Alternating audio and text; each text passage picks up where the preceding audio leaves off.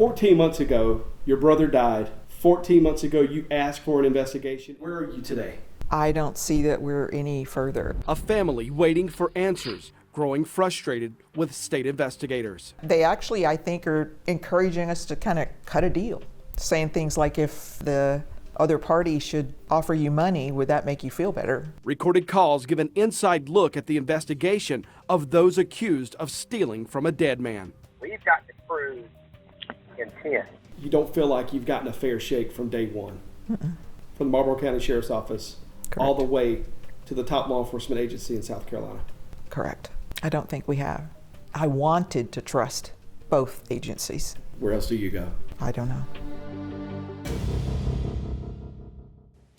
More than a year after Hollis SLED's death and his family turning over hours of security camera videos to investigators, the case is still unsolved tonight.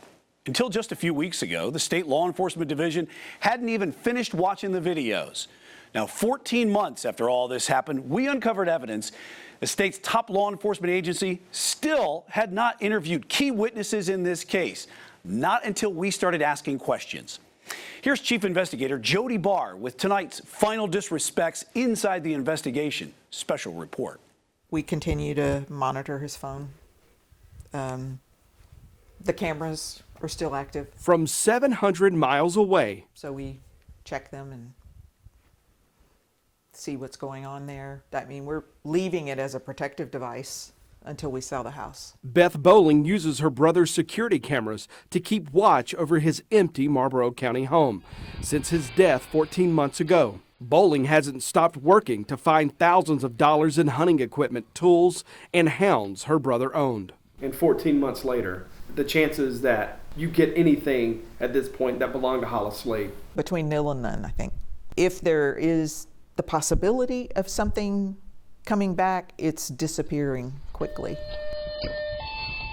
In January 2021, Hollis SLED called 911 complaining of stomach pains. He'd complained for a few weeks, but his family says he ignored the pain until January 23rd, when he couldn't take it any longer. Minutes after the ambulance left, Hollis SLED was dead. His wife, Joyce, now a widow, was left behind. Joyce suffers from what his family describes as severe dementia and requires 24/7 care for the rest of her life. Within hours of SLED's death, Matthew Tomlinson showed up. SLED mentored Tomlinson, and he helped SLED with the hunting club and SLED's hound hobby. Tomlinson later showed back up with a crowd. His mother, Charlotte Green, his stepfather, Ricky Gardner, and a family friend, Will Adams. The group spent the rest of the day going in and out of SLED's home. Ricky, see anything, Charlotte? No. Searching his home for a will. I just don't know if he ain't never finalized. Maybe he did. The videos show the group searched SLED's truck. He got a whole truck full of Christmas presents supposed to give him. Said he ain't opened yet. And took inventory of his belongings. I don't know what they gonna do with all the dogs. Well, we gonna take care of that. It's kind of like you got $2,000 worth of tracking collars sitting in there. What about all the money in the bank? It's unreal. The next morning, Ricky Gardner was first to come back. Joyce's caretaker left, and soon after, alone with Joyce inside, Gardner started taking things out of the home. Soon after, Tammy Bullock, a woman who worked in the Marlboro County Probate Judge's office, arrived. With Bullock present, the group continued taking things out of the home, and Bullock got in on the plundering. Oh, me and Tammy got 4 packs of cigarettes out of there, so we figured he didn't need them no more. Well, I know where a whole bunch are. We all taking turns rummaging through stuff and sit in the car and trying to make her eat. Charlotte Green admitted to taking cash hidden in Joyce SLED's dresser, and just before the Bowlings arrived, Charlotte Green and Tammy Bullock had this chat in the driveway. I told her I got that money. I said, I'm not going to leave this money sitting in that house for complete strangers to come in and you not know what's going on with it. I said, you got to be paid? I said, you got to be paid? I said, oh, that paper? Is in the paper. What paper? Oh, yeah. It's on the stupid. It says retirement. It's like almost $200,000. She don't need to know that. But when they get here, we need to greet them. We need to be super. That recording ended there, but a new one begins. So if anything comes up and you need to, you let him know. You let them know that his secretary for the past 30 years is now a probate judge, and if they need me. You ain't staying Yeah. until they get here? Yeah, but Okay. I mean, I don't know how much to say. We just need to be nice. We don't need to talk finances. We don't need Mama. to say we turned the house upside down today trying to find the wheel. We just don't even need to. We just don't know what to do at this point. Bullock at the time worked in the Marlboro County Probate Judge's office and had been appointed. But her oath of office and her own Facebook page show she was not sworn in as the county's deputy probate judge until March 15th, 7 weeks after this meeting in Hollis Slade's driveway. Beth and Sarah Bowling went to the Marlboro County Sheriff's Office asking for a criminal investigation. Sheriff Charles Lemon promised the Bowlings he'd investigate, but the sheriff later confirmed to us his office never investigated anything. Instead, the sheriff's lead investigator sent the case and the videos to SLED last July, more than 5 months after the Bowlings reported this to the sheriff. 14 months ago, you asked for an investigation to be done. Not an investigation to charge someone, but an investigation to find out what? To find out the truth, to find out what happened to the things that left Hollis's house, why they left his house, if there were going to be any consequences, because I believe they were taken unlawfully. Beth and her daughter worked to find Slade's property themselves. They went through Slade's financial records looking for things he bought, things that are now missing. They even went to Slade's hunting clubs and were not allowed in. After SLED found out the Bowlings were digging around in Chesterfield County in January, SLED came calling. But I would like for you to let us know when your things that you're running with your investigation, because I don't want you doing things that could negatively impact ours. I know you feel frustrated and you feel like there's not things going on, but I promise you we're doing things. We just have to protect the integrity of our case. Bowling decided to start recording her calls with the South Carolina Law Enforcement Division. 2 calls at the end of January give an inside look at what's happened with the Hollis Slade estate investigation. I do want to say that I did not want to do this. All my life, I grew up with respect for law enforcement. So when this started looking wrong in Marlboro County, I was disappointed and disheartened about all of that. But then when it goes to SLED, I feel like they're just, basically I think they're just patting us on the hand and saying, what is it going to take for you to let go of this? You weren't proud of the fact that you had recorded those calls. You seemed bothered by that. Mm-hmm. You felt as though you were being deceptive. Yeah, and that's not me. I don't think I had another choice, but that's very uncomfortable for me. But something drove you to do that. I thought what I want to say not happening needed to be documented. I think it's also relevant that our experience in Marlboro County was the Sheriff Lemon, telling us one thing and then changing his mind. So yes. Being able to have a record of what we were told seemed important. We were in a room with 5, 6 people and all heard the same thing, but he later said he didn't say it. And you felt this time with SLED, you were going to protect yourself from that. Mm-hmm. Coming up, state investigators question the accused without looking at the video evidence. SLED tells you in the call they had not watched the videos, but yet they conducted 4 formal interviews of the people accused. Yes, and talked to no witnesses. How many times have you talked to SLED? None. Never. Never. When our final disrespects inside the investigation continues after the break.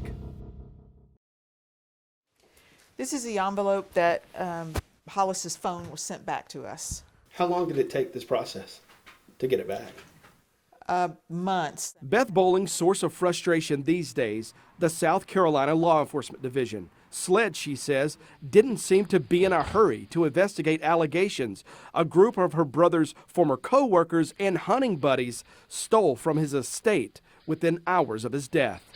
SLED got these videos last July, but agents confirmed they didn't finish watching them until a few weeks ago.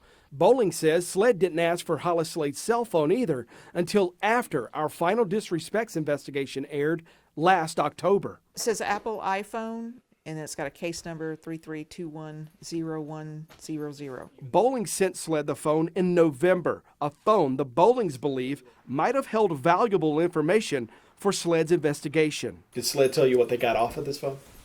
Everything they said. Bowling spoke with SLED Captain Glenn Wood twice in January. Wood oversees SLED's PD region office, and he also manages Lieutenant Tina Carter, the lead investigator handling the investigation. In that phone call, that first phone call with him, he said to me, Tina will be getting back with you regularly, probably not every day, but she'll be giving you updates on how this is going. Rarely have I gotten a communication from her. Bowling says she started to lose trust in SLED.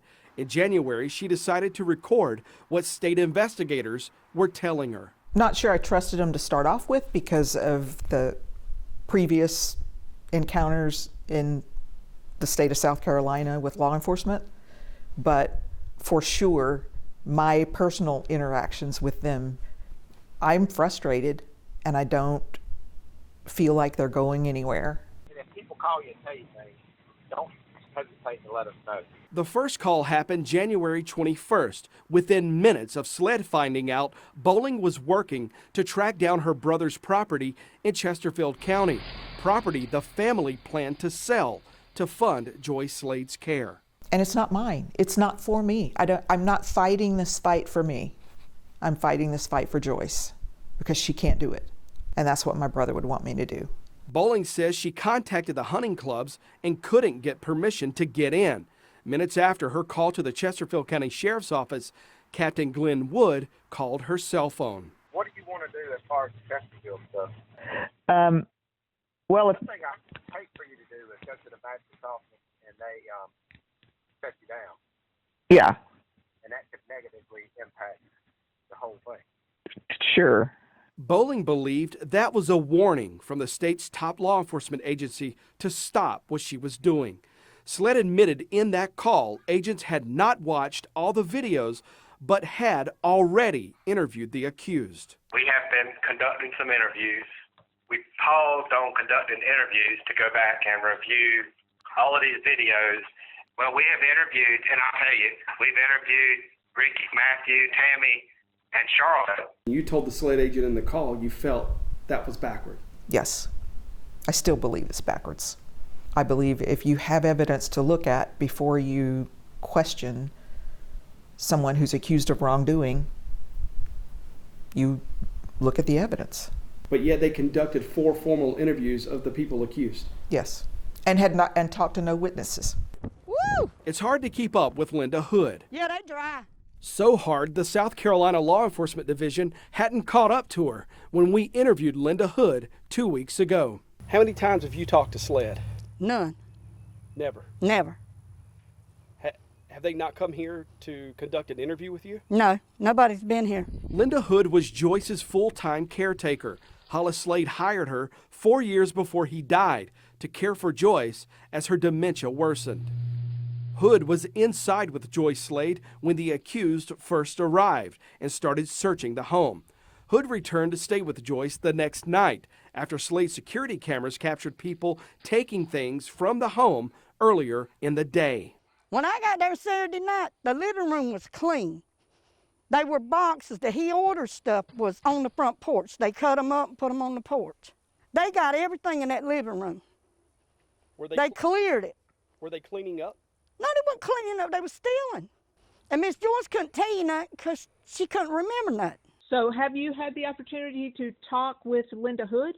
No, we are waiting till we finish going through everything before we interview her. She's going to be one of the last interviews. That seems a little backwards to me, but you know what you're doing, I guess, in your respect. We called SLED 2 weeks ago to ask for an interview with SLED Chief Mark Kill.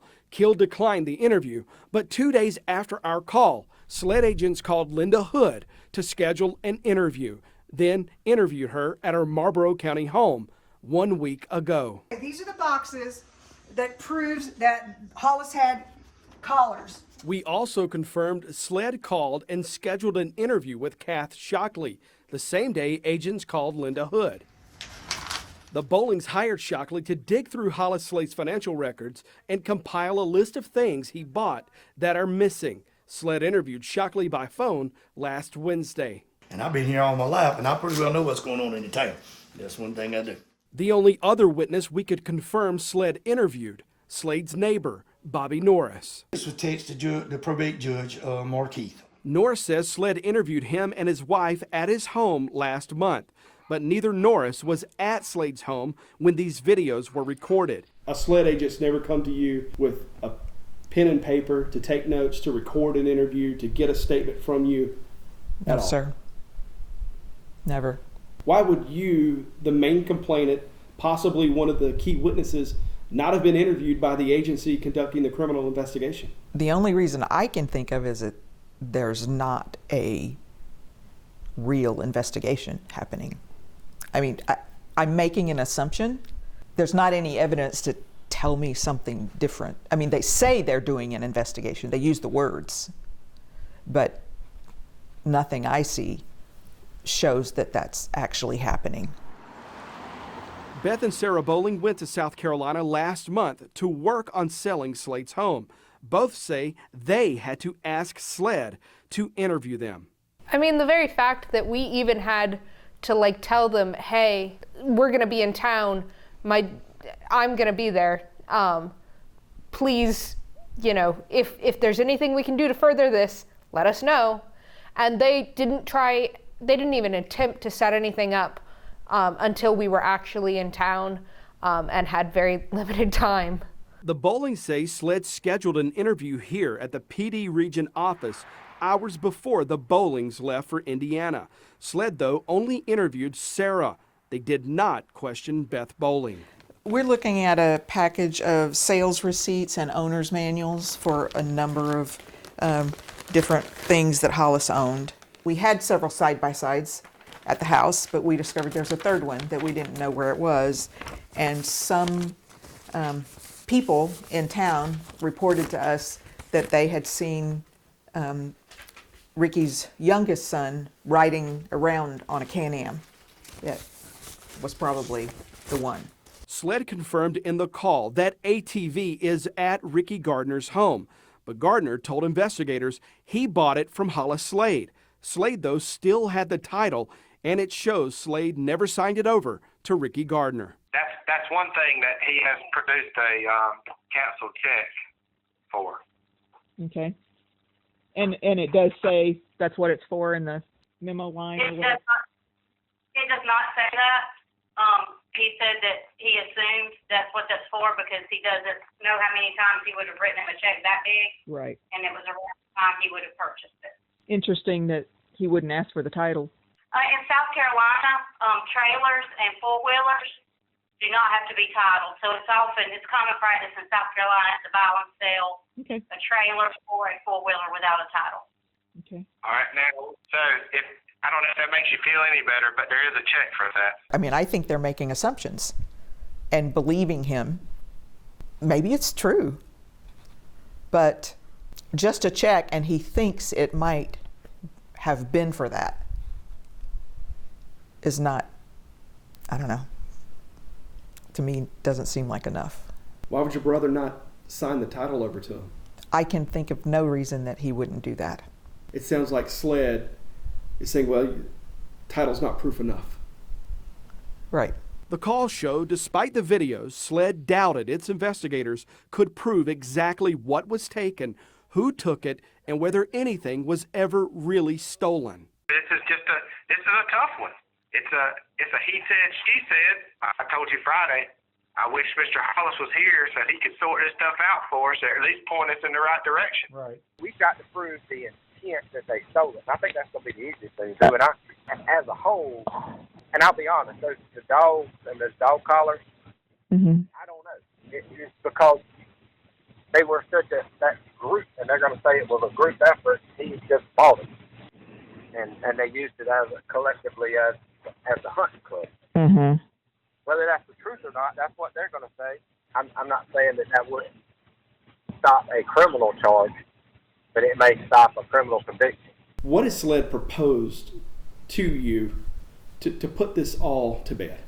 It would be so nice if everybody could sit down at one table and say, let's let bygones be bygones, and here's the amount, and y'all agree on amount that Mr. Hollis was financially responsible for the dog club, and could call it a day. I don't know that could happen, but that was just a perfect world solution where everybody could be happy. He was suggesting that if we could talk about it and they could pay us for some of the things they took, the things they think they shouldn't have taken, that basically was the idea, then would I be okay with that?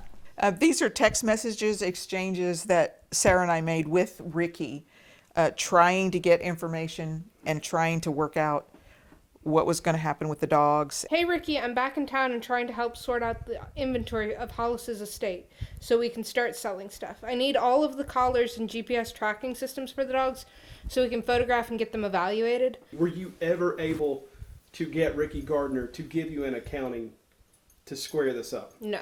On March 1st, the lead investigator, after Sarah's interview, when we were just discussing things, asked the question, have you thought of just sitting down to the table with them and working something out? I know. I thought they were doing an investigation. You filed this complaint initially because you felt that your brother and his wife were victimized. Yes. To have a state law enforcement agency suggesting to you, the victim, to negotiate with the people you suspected of stealing from your brother, his wife, and that estate, under what conditions would that make sense? I can't think of any. Is the time for negotiating anything, has that time passed? Yes.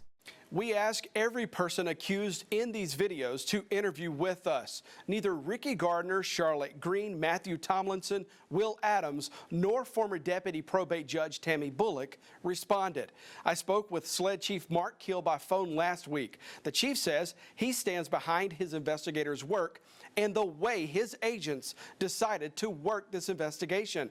The SLED chief also told me he expects SLED's investigation into the Hollis Slade estate to finish in the next few weeks. From there, SLED will present its report to the Attorney General's office for a decision on whether charges will be brought in this case.